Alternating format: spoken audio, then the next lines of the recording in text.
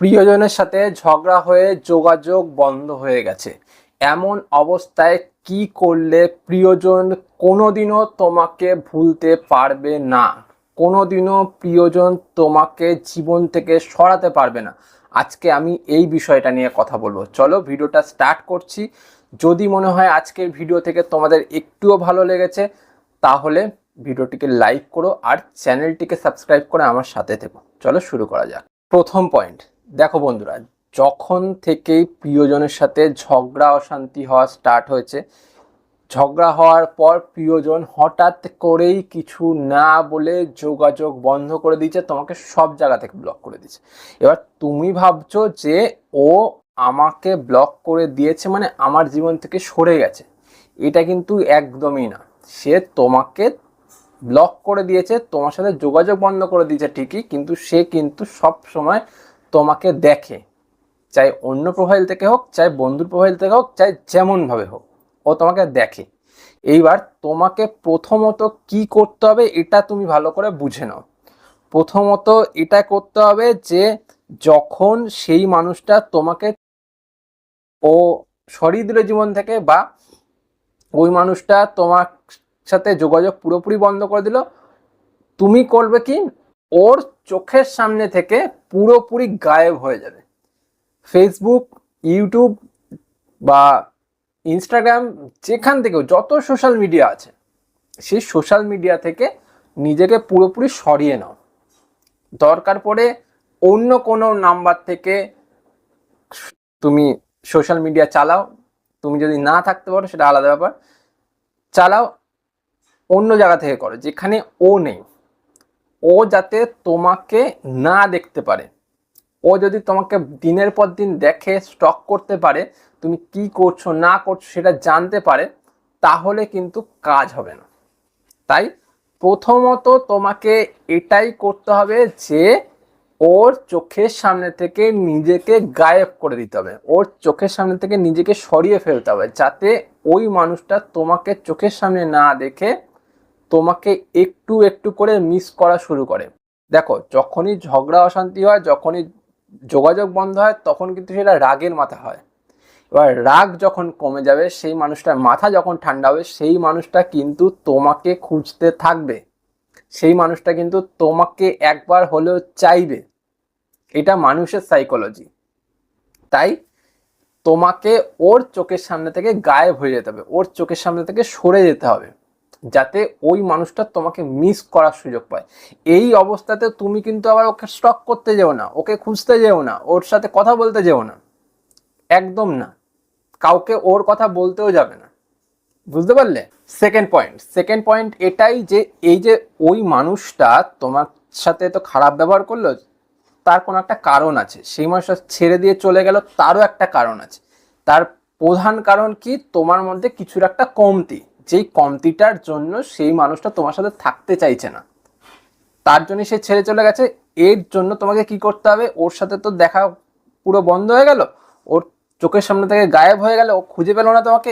এই সময় তোমাকে সেলফ লাভ করতে হবে, নিজেকে ভালোবাসতে হবে, নিজেকে ভালোবেসে নিজের খামতিগুলোকে মেরামত করতে হবে। তুমি যেই জায়গা থেকে অপারগ, বা যেই জায়গাতে তুমি পারছো না, তোমার যেই জায়গাটা কমজোরি আছে, সেই জায়গাটা ঠিক করতে হবে। যেই কারণটাতে সেই মানুষটা ছেড়ে দিয়ে চলে গেল, সেই কারণটা খুঁজে বের করে সেই জায়গাটা ঠিক করতে হবে। তাহলেই দেখবে সেই মানুষটা তোমাকে মিস করতে পারবে। নিজেকে ভালো রাখা মানে আমি জগৎকে ভালো রাখলাম। আমি যদি নিজেকে ভালো না রাখতে পারি, নিজেকে না ঠিক করতে পারি, আমি কাউকে ভালো রাখতে পারবো না, কাউকে কিছু শেখাতে পারবো না। এটাই হচ্ছে মেন ব্যাপার। তুমি যদি নিজেকে ভালো রাখো না, দিন শেষে দেখবে তুমি সবাইকে ভালো রাখতে পারছো, সবাই তোমার কাছে এসে খুশি থাকছে, হ্যাপি থাকছে। ঠিক আছে? এটা কিন্তু আমাদের ডিভাইন পাওয়ারের কাছে ম্যাচ করে। ঠিক আছে?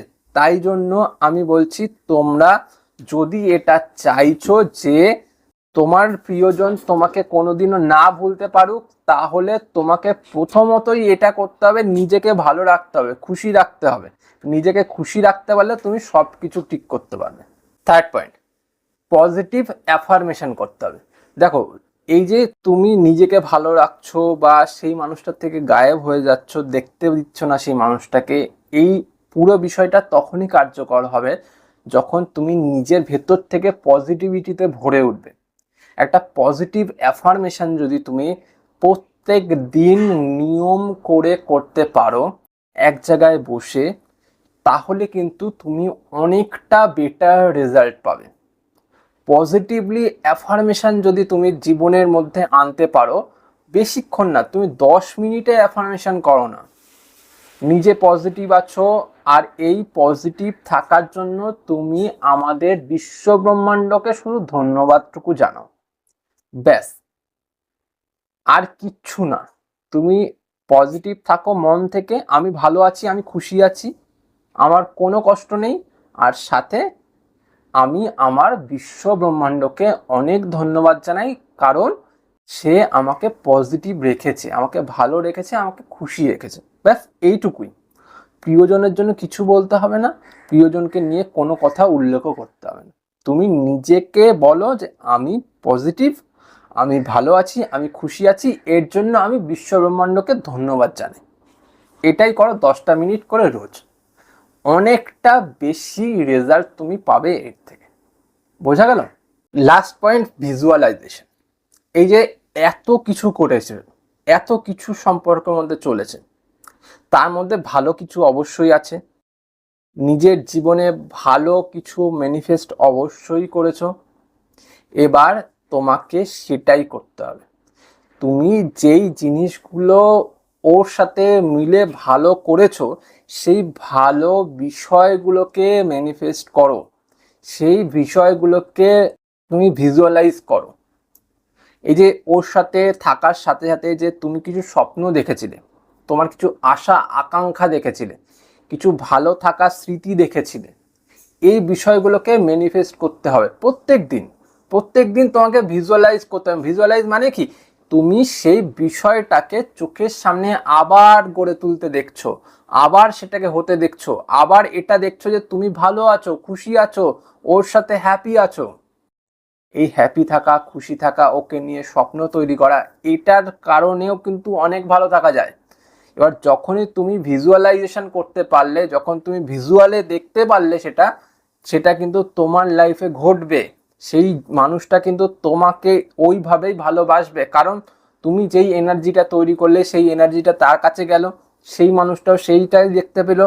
আর যখনই সেই মানুষটা ওটা দেখতে পেলো, তোমার ভেতর তোমার সাথে কাটানোর সাথে সাথে যে রাগটা, অভিমানটা জন্ম নিয়েছিল, সেই অভিমান, রাগ, এটা কিন্তু ধুলোয় মিশে গেল, কেটে গেল। আস্তে আস্তে সেই মানুষটা পজিটিভ হলো তোমার বিষয়ে। আর যখনই পজিটিভ হলো, আস্তে আস্তে সেই মানুষটা ফিরেও আসতে পারবে। সেই মানুষটা তোমাকে কোনোদিনও ভুলতে পারবে না যে সেই মানুষটা ভুলে যাচ্ছে, না, হবে না। বুঝতে পারলে? সেই মানুষটা আবার পজিটিভ হবে, তোমার জন্য পজিটিভ হবে। এটা হচ্ছে মেন ব্যাপার। তুমি এই কাজগুলো যদি করো, তার কাছে না গিয়েও তাকে তোমার কথা দিনের পর দিন মনে করাতে পারো, তাকে ফিরিয়ে আনতে পারো। ঠিক আছে? তো আজ চলি, অনেক কথা বললাম। যদি ভিডিওটা ভালো লেগে থাকে, ভিডিওটাকে দেখার সাথে সাথে লাইক করো, আর চ্যানেলটিকে সাবস্ক্রাইব করে আমাকে একটু সাপোর্ট করো। চলি আজ, পরে দেখা হবে অন্য কোনো ভিডিওতে। টাটা।